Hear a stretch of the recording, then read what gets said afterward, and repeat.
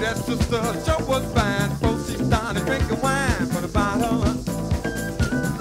When she told me, the old man committed a crime, he's doing time. Now she's drinking in a bottle. My name is Shirley Danner.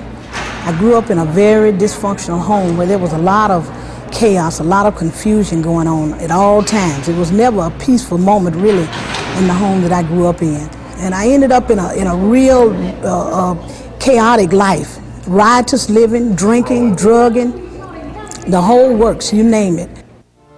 I ended up with a guy that told me that he loved me, in which I was looking for love, and it didn't matter whether it was negative. I didn't know what, he told me he loved me. He told me all the things that I needed to hear, that I wanted to hear. And so we ended up living together, and I ended up staying with him, and I come to find out that he was a real bad drug addict. And at that time I was drinking, and I was using, drugs that I wasn't shooting intravenously, but he was a real bad drug addict. He was shooting up intravenously, and so he had a habit, and I had a habit with him. I thought I was so in love until this man would whatever he told me to do, I would do it. But one night we got into a party, a lot of drugs and a lot of pills, a lot of things we were doing, and ended up he got killed in the process. It wasn't nothing that was planned or premeditated, but he just ended up getting killed. The devil got involved, and arguments came about, and he ended up getting shot, and I shot him. When I went to prison, I was 21 years old when I first became incarcerated in jail. And then I had my 22nd birthday in jail. And I ended up in prison at the age of 22. Like once you start getting high, you really don't think about tomorrow or the next day. The next day you just think about, how to get another hit. It was in the door when I stopped her. That's when she bit me because I was trying to make sure she didn't drive. She bit you? All right. I'm saying Ma'am, open the door, please. Yeah, he's in number 4. He's saying she's gonna have to go for DV. Ma'am, open the door. Open the door. Open the door. You're gonna get tased. Okay?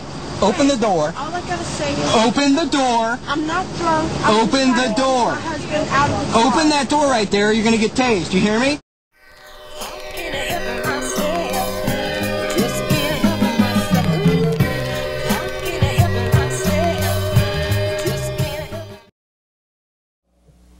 The male and the female within the African system of thought are inseparable energies and entities. The one thing that is significant about African thought is the absence of the kind of individuation, the kind of fragmentation that makes male and female antithetical principles at war with each other. Within the African conceptualization, male and female are intertwined synergic forces that are inseparable and are vitally maintaining each other while maintaining themselves.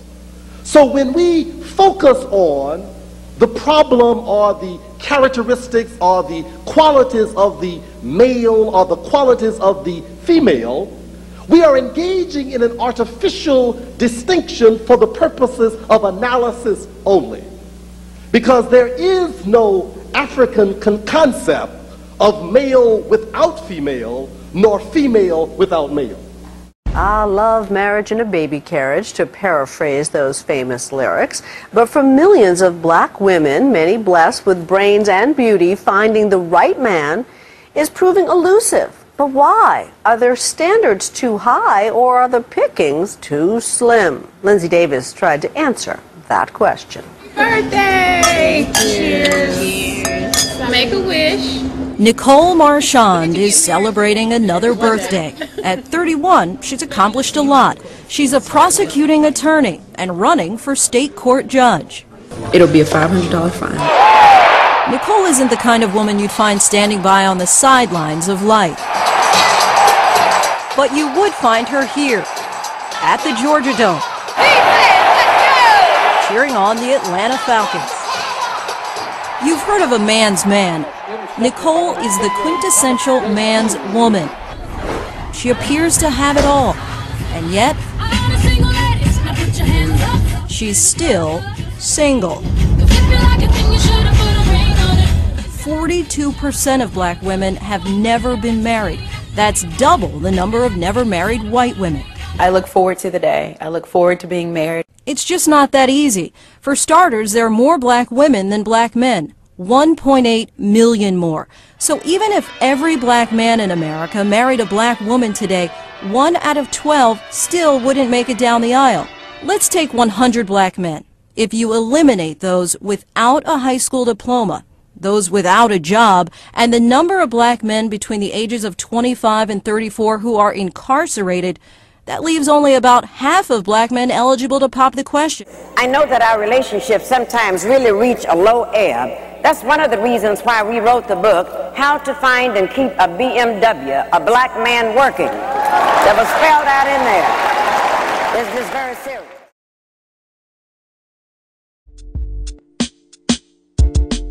Black people, it is time for us to rise above material nonsense, divided thoughts, and petty disagreements. Black men, our sisters need us to support them in their plight for understanding and righteousness. Sisters, not only do you need to strive for peace of mind, but you also need to step in and unite with sisters on your same journey. That black woman went through racist white system and sexist black me, and we ain't never said what you've been through. And in spite of that,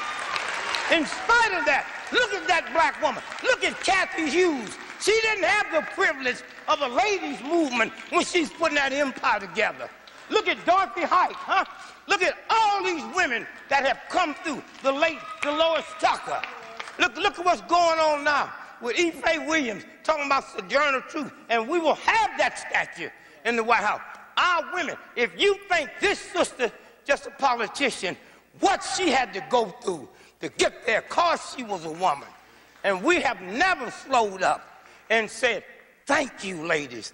Thank you, thank you, thank you.